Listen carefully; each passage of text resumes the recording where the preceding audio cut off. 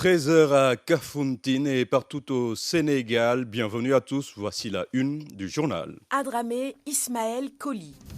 Une pirogue transportant des migrants a pris feu hier nuit au large de Kafountine, dans la région de Ziguinchor. Plusieurs personnes sont portées disparues et 43 autres ont été secourues. Notre correspondant Momodou Omar Diallo sera en direct dans ce journal pour nous en dire plus. Également au sommaire, l'État du Sénégal intensifie sa politique sociale dans la banlieue de Dakar. 2,103 milliards de francs CFA seront remis à plus de 26 000 ménages dans le département de Pikine. À suivre le compte-rendu de Aly Ndiaye Diouf. Aujourd'hui, lundi 27 juin 2022, c'est le début du baccalauréat technique sur l'ensemble du territoire national. Plus de 3 000 candidats vont composer. Cependant, l'examen de cette année sera marqué par la suppression de la série G. En fin d'édition, professeur Socé Ndiaye, directeur de l'Office du baccalauréat, nous fera le point. Il est l'invité de ce 13h. L'actualité internationale, la page des sports de Ndedom Diouf et la revue de presse de Omar Sonko vont boucler cette édition. Radio Sénégal, l'info en toute responsabilité. Medoune Fall à la technique. Le chef de l'État Macky Sall, par ailleurs président en exercice de l'Union africaine et depuis hier en Allemagne, sur invitation de son Excellence le chancelier allemand Olaf Scholz. Il participe aujourd'hui, lundi 27 juin, à la session élargie du sommet du G7 à Elmo. Au menu des discussions, la santé, le climat, l'agriculture, la transition énergétique et la guerre en Ukraine. Hier, le président de la République s'est entretenu avec le président du groupe de la Banque mondiale, David Palmas. 13h02, 3252 candidats au baccalauréat technique ont démarré leurs épreuves ce matin et tout se déroule bien selon le directeur de l'Office du bac qui vient de faire le tour de quelques centres d'examen. Ils sont répartis dans 16 jurys et 2 centres secondaires. Le directeur de l'Office du bac appelle les candidats à se faire confiance et à éviter les interdits. Le professeur Socé Ndiaye a pris sa visite de quelques centres. Il est joint par téléphone par Mariam Mané. Le démarrage a bien eu lieu ce matin. Pour le moment, ça se passe bien. Nous venons de faire le tour de quelques centres. Où on a constaté qu'encore il n'y a pas de problème. Ils sont au total combien de candidats? Ils sont 3252 candidats sur l'ensemble des jurys. Répartis dans combien de centres? Ils sont répartis dans 16 jurys. Également, il y a 2 centres secondaires. Quelle est la particularité de ce baccalauréat? La particularité de ce baccalauréat, ça concerne des séries de l'enseignement technique et professionnel. Il y a des séries de tertiaire, donc la série G et la série STEG, et également des séries techniques industrielles. Ce sont les séries F6, T1, T2 et TID2. Qu'est-ce que vous dites aux candidats? Ce que nous leur disons, c'est donc qu'ils se fassent confiance à eux-mêmes et qu'ils évitent ce qui n'est pas permis, c'est-à-dire d'essayer de tricher ou d'essayer d'amener des téléphones dans le centre. Ça, c'est interdit. Mais pour le reste, le baccalauréat, c'est un examen. Je pense qu'ils ont bien travaillé pendant au moins 3 ans, de la seconde à la terminale, et que ce qu'ils ont toujours fait en classe pour passer en classe supérieure, s'ils le font, ils vont avoir le baccalauréat. À l'instant, le professeur Socé Ndiaye, directeur de l'Office du baccalauréat.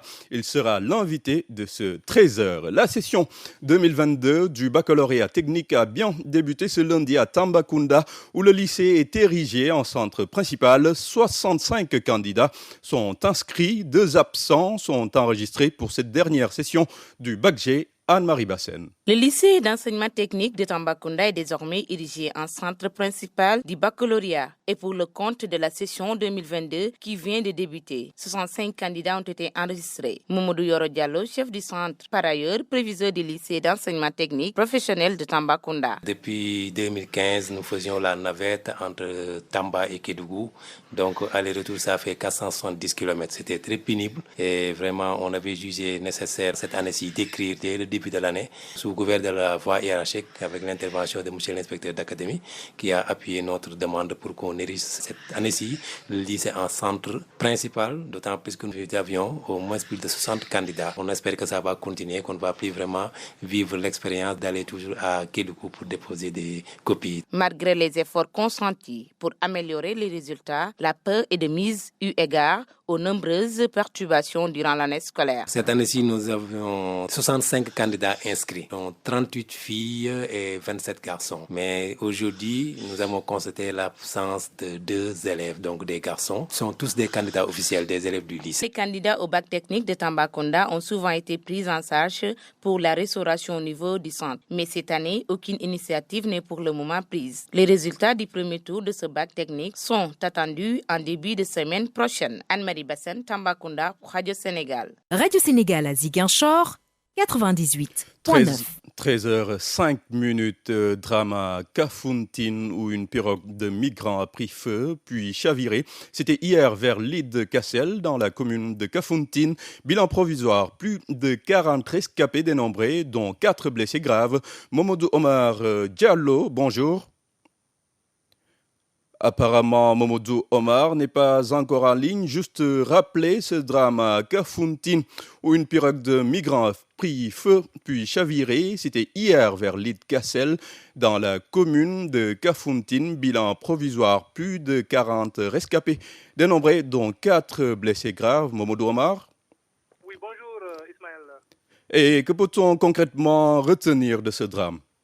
Voilà, donc le drame s'est produit vers 23h. Une pirogue transportant des migrants a pris feu dans les îles Caronne, précisément à hauteur de l'île Etimac, dans la commune de Kafountine. Selon des informations que nous avons recueillies sur place, donc ce sont des migrants, c'est un des migrants qui voulait allumer sa cigarette et par mégarde a touché les réserves d'essence stockées dans la pirogue qui a finalement pris feu avant de chavirer. Le bilan provisoire fait état de 43 blessés, dont 3 blessés graves, donc évacués dans les différentes structures sanitaires de la région. Selon nos sources, la pirogue aurait pris départ dans les alentours à destination de l'Europe. La gendarmerie et la marine nationale sont sur place et poursuivent les recherches pour retrouver d'éventuels survivants. Selon un des rescapés, ils n'ont pas vu beaucoup de leurs camarades qui seraient brûlés par le feu. Abdrahman Ismaël Koli, voilà ce qu'on peut retenir en attendant l'évolution de la situation qu'on surveille de près dans la commune de Kafountine. Merci à vous, Momodou Omar Diallo. 2,103 milliards seront remis à plus de 26 000 ménages dans le département de Pikine dans le cadre du programme de transfert monétaire exceptionnel Cash Transfer. Le ministre du Développement communautaire, de l'équité sociale et territoriale, Samba Ndiobenka, a présidé hier la cérémonie de remise des cash à Thiaroye-sur-Mer, compte rendu à Aly Diouf. Plus de 26 000 ménages dans le département de Pikine vont recevoir leur cash transfert. L'enveloppe est estimée à plus de 2 milliards de francs CFA. Le programme a été lancé le 10 mai dernier à Dakar. Le ministre du Développement communautaire, de l'équité sociale et territoriale, Samba Ndiobenka, était ce week-end à Pikine. L'État du Sénégal a consenti des efforts importants pour lutter contre la pauvreté et les inégalités sociales dans cette région. C'est dans cette perspective que le gouvernement du Sénégal a décidé d'initier cette opération de transfert monétaire exceptionnel en faveur des ménages du RU. À cet effet, une enveloppe de 2 milliards 103 444 000 est mobilisée pour soulager plus de 26 293 ménages dans le département de Pikine. La cérémonie s'est déroulée dans le village traditionnel Lébou de Thiaroye-sur-Mer. Pour les bénéficiaires déjà actifs et réactifs, c'est un ouf de soulagement. Abdou Aram Sam, de Thiaroye-sur-Mer. Nous vendons des balais, des serpillères, des articles de pêche, des produits cosmétiques. Nous sommes dans un village de pêcheurs. Il faudra que nous nous adaptions par rapport au contexte dans lequel nous vivons. Achetant par exemple ces articles de pêche, une fois que par exemple ces acteurs voient de tels actes, ils viennent au lieu d'aller ailleurs, l'acheter chez moi. Cette dame bénéficiaire compte passer une bonne fête de Tabaski.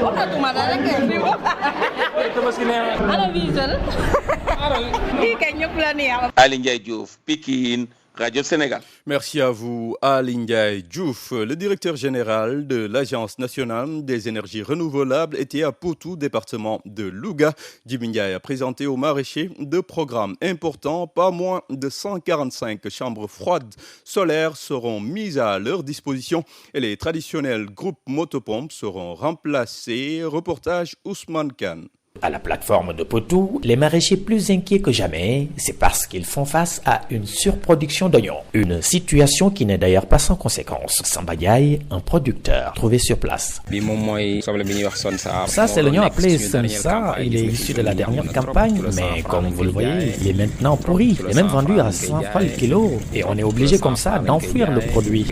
La conservation du produit, une doléance longtemps formulée par l'ensemble des producteurs de la zone. Aujourd'hui, le directeur général de l'ANER, Djibi Ndiaye, entend y mettre un terme avec l'octroi de 145 chambres froides solaires. Les 100 seront installés pour le secteur agricole, dans l'agriculture. Mais il y a également 30 qui sont prévus pour le secteur de la pêche, la conservation de poissons et 15 pour la conservation de lait. Mais les ambitions de l'État dépassent largement cela. Le président en personne a un projet également d'unité de conservation, c'est au niveau de Diamniadio. Mais il faut, au niveau des zones de production, des unités qui puissent déjà rassembler les produits, après les relayer au niveau de ces grandes zones de conservation. Accompagné des représentants de la coopération allemande GIZ et des différents partenaires de l'Agence nationale des énergies renouvelables, Djibi Ndiaye soutient qu'il va également mettre à la disposition des producteurs des pompes solaires qui vont remplacer les traditionnels groupes motopompes. Notre objectif, c'est de faire de sorte que l'ensemble des maraîchers de cette zone puissent installer des pompes solaires. Ça permet déjà de réduire le coût de production, de faciliter la vente des oignons, mais également de réduire les pannes. Tout le monde sait que c'est une pompe qui peut durer pendant plus de 15-20 ans. Et l'entretien, aujourd'hui, c'est uniquement le nettoyage des pompes. Et les pompes également fonctionnent au courant continu. Il n'y a pas de stockage, il n'y a pas d'onduleur. Donc c'est des installations simples mais très efficaces. Au cours de sa visite à Potou, le directeur général de l'ANER s'est ainsi réjoui de l'accompagnement et du soutien de la coopération allemande envers les maraîchers, notamment dans l'acquisition d'intrants et de matériels agricoles. Ousmane Kanlouga, Radio Sénégal. 4 villages du département de Matam réclament le démarrage du pont de Nabadji pour désenclaver la zone. Un pont qui permettra aux populations de rallier leur casier risicole situé à Tchoubalel Nabadji qui sépare les villages d'une superficie de 573 hectares. Elle sollicite l'appui du chef de l'État pour désenclaver la zone à l'UNSAL. Réunis autour d'une coalition, les populations de Nabadji Sivol, Tchoubalel Nabadji, Bokissa Boundou et Saharadi dans le département de Matam déplorent l'enclavement de cette zone. Avec ses 573 hectares de terre déjà aménagés, ces populations réclament un pont entre le village de Nabadji et Tchoubalel Nabadji pour désenclaver la zone. Harounaba porte leur parole.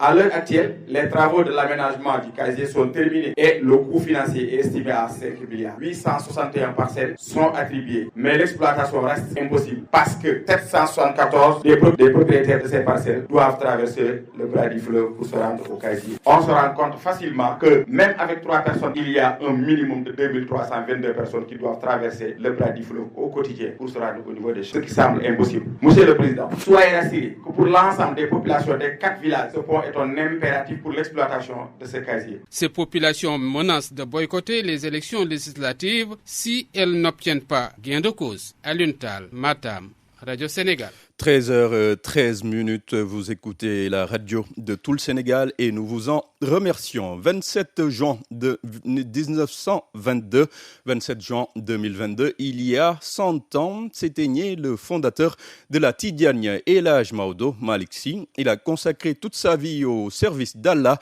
et de son prophète Mohammed. Paix et salut sur lui. L'œuvre de El Hadj Maodo Malick Sy est une source intarissable. Transformer les ordures de Kaolack en richesse objectif des autorités de Sénélec et de la SONAGED, la Société nationale de gestion intégrée des déchets. Elles ont signé ce week-end à Kaolack une convention et procédé au lancement de la campagne de désencombrement des sites de Sénélec, compte rendu Marianne Senghor. Initiée par la Sénélec, cette convention va permettre, selon le directeur général de la toute nouvelle SONAGED, société qui a remplacé l'UCG, d'accélérer le développement de ses services dans tout le pays. Massiam.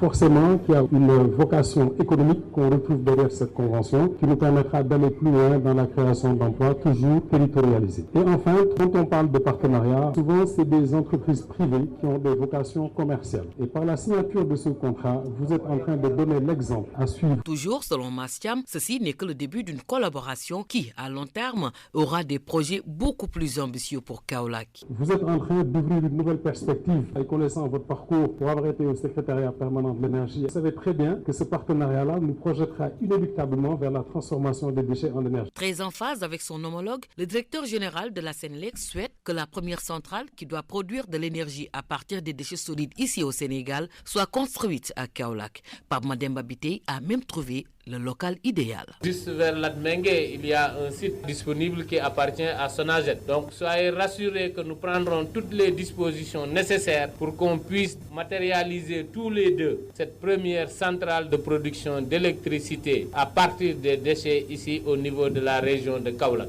C'est donc parti, la Sonaged sera aux côtés de la Senelec partout au Sénégal pour un environnement de travail propre. Et les deux sociétés souhaitent également que ce partenariat soit un exemple pour toutes les autres structures du pays. Marianne Senghor, Kaolack, Radio Sénégal. Toujours dans le cadre de la lutte contre l'insalubrité, la commune de Joal Fadioud et la Sonaged ont signé également un partenariat. La Sonaged ex-UCG a recruté 25 jeunes de la localité. Leur mission, nettoyer les coins et recoins de la commune. Nous restons à Joal Fadioud, mais c'est pour parler cette fois-ci de la lutte contre les inondations. Le maire de la commune, Sophie Gladima, compte prendre les devants pour parer à toute éventualité. De gros moyens seront déployés pour lutter efficacement contre les inondations, précise-t-elle. Nous vous proposons de l'écouter au micro de Marie Diagne. Normalement, cette semaine, on devrait recommencer les activités pour parer à ces inondations. Mais même aujourd'hui, les camions de latérite devraient arriver pour qu'on commence à remblayer certaines pistes qui, vraiment, lorsqu'il y a inondation, les gens ne peuvent pas passer. Par contre, il y a des zones qui sont des zones inondables. Quel que soit Alpha, il y aura toujours de l'eau. Mais là, il y a fait un plan de restructuration. Mais tout ça, c'est dans la discussion. Discuter avec la population, discuter avec le président de la République. Parce que ça nécessite des moyens très lourds.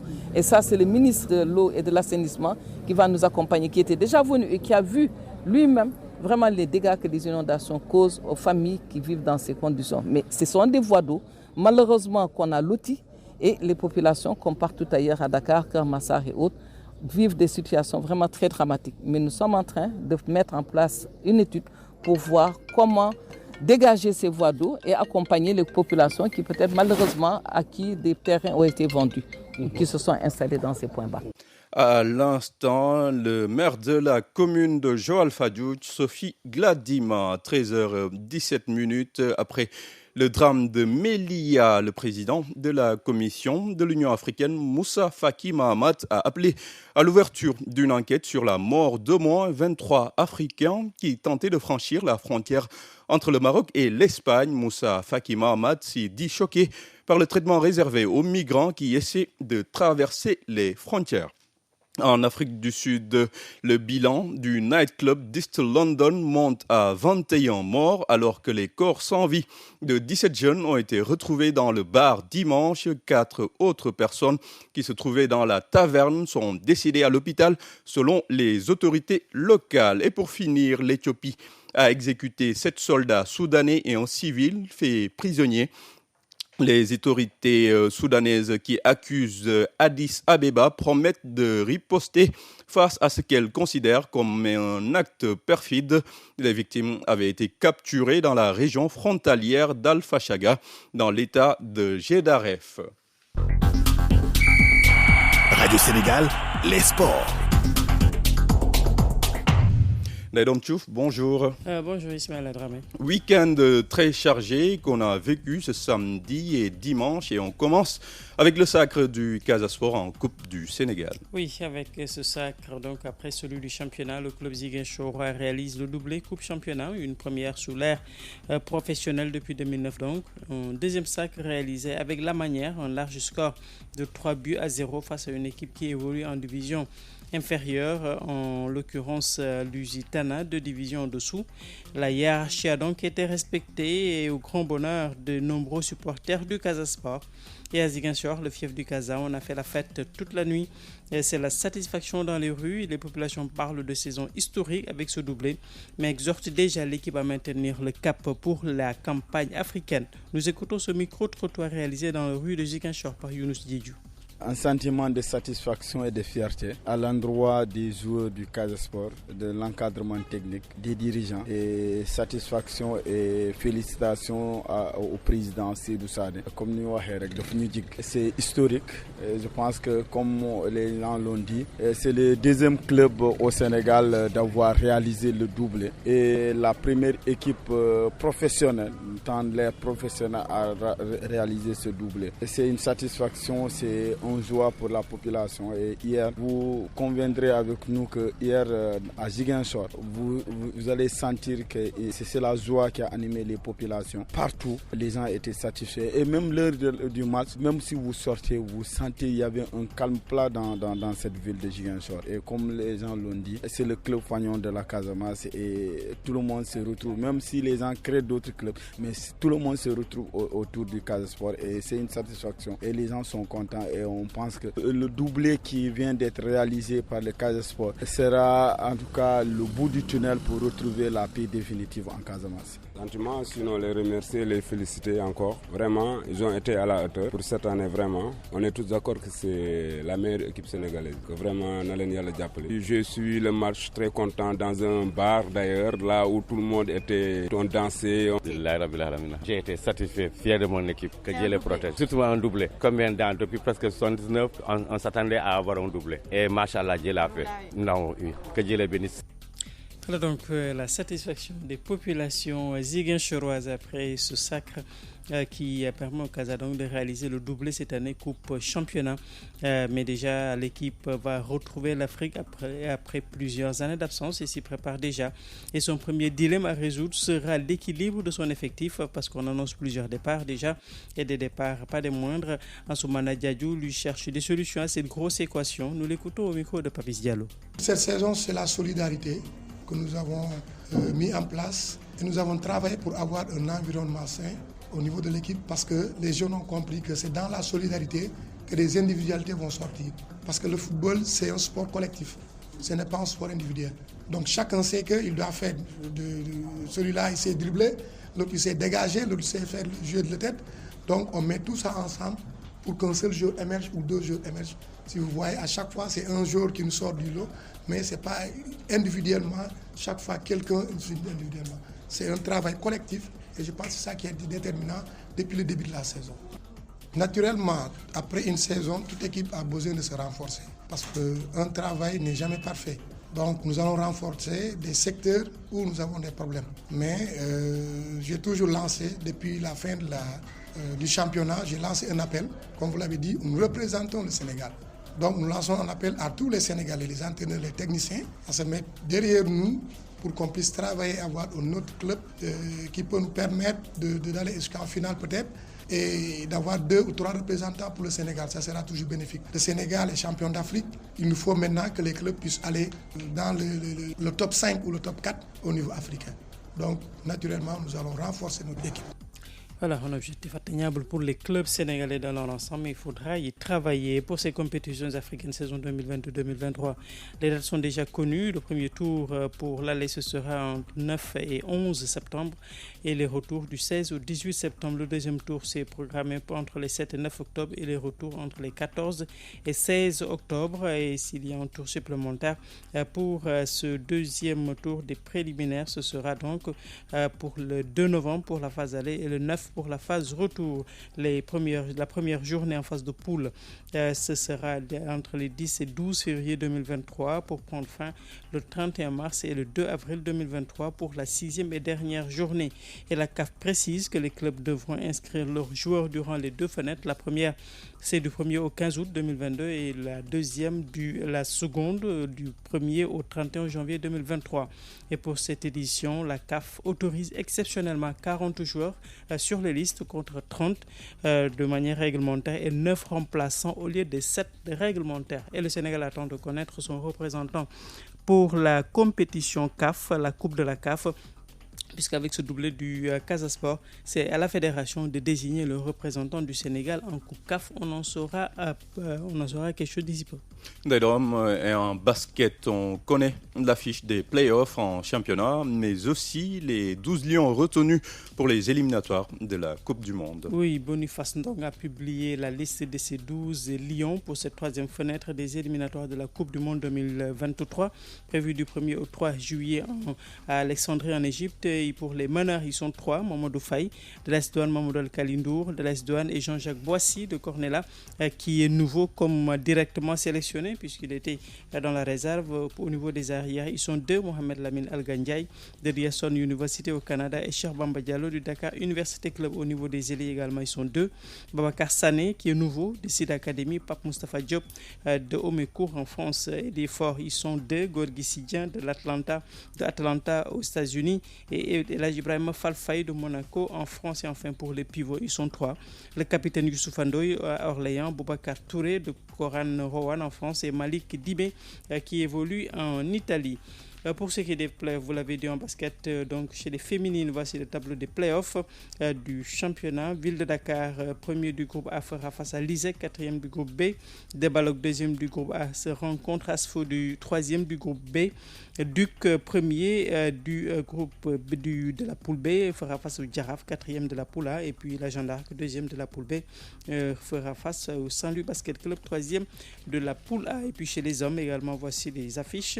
Duc, premier poule A, fera face au Cibac, quatrième poule B. Jeanne d'Arc, deuxième poule A contre UGB, troisième poule B. Douane, premier poule B contre US Rail, quatrième poule A.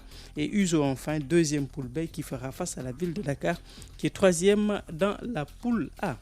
Et on termine par le meeting de Dakar en athlétisme. C'était la 17e édition ce dimanche avec l'annexe, le samedi plutôt, avec à l'annexe du stade Abdoulaye Wade. Un retour après 7 ans d'absence et quelques lions et lionnes ont brillé sur la piste. Au triple saut où la championne d'Afrique Sangone Kandji était très attendue, c'est finalement la vice-championne Salissar qui est montée sur la plus haute marche du podium avec un saut de 13,49 m suivi de Sangone Kandji qui a sauté 13,18 m avec une blessure. Elle a pris la deuxième place. Là, c'est l'Ivoirienne Flore Soukouri qui a pris la troisième place avec un saut de 12,03 m. Au saut en longueur également, c'est Amad Faye, médaille de bronze au championnat d'Afrique, qui a remporté la première place avec un saut de 7,32 m, suivi de son compatriote Lys Mendy, 7,32 m. Et c'est le Togolais Bernard Komi avec 7,08 m qui a pris la troisième place au 110 mètres. C'est le Sénégalais Louis-François Mendy qui s'est distingué en courant 12 secondes 91 pour la première place, suivi de Badamassi Sagirou du Niger, 13 secondes 30, et puis Abdoulaye Diop, un autre Sénégalais qui est troisième avec un temps de 14 secondes 26 centièmes. À noter que ce sont les Gambiens qui ont remporté les épreuves RAN, les 100 mètres chez les dames. C'est Gina Bass du Centre africain d'athlétisme de Dakar avec 11 secondes 02 et chez les hommes c'est Ibrahima Kamara avec 9 secondes 93. Vous pouvez courir sur cette distance? Je ne pense pas, mais je ferai de mon mieux en tout cas. Merci en tout cas à vous, Ndaïdom Tchouf, et bonne journée. Radio Sénégal. L'invité de la rédaction.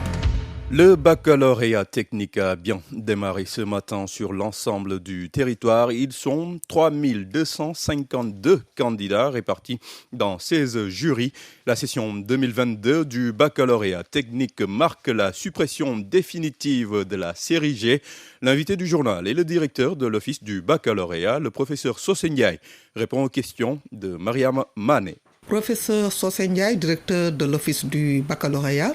Oui. Voilà, la session 2022 du baccalauréat technique entame ses premières épreuves ce lundi. Est-ce que tout est au point pour un bon démarrage? Oui, le démarrage a bien eu lieu ce matin. Pour le moment, ça se passe bien. Nous venons de faire le tour de quelques centres.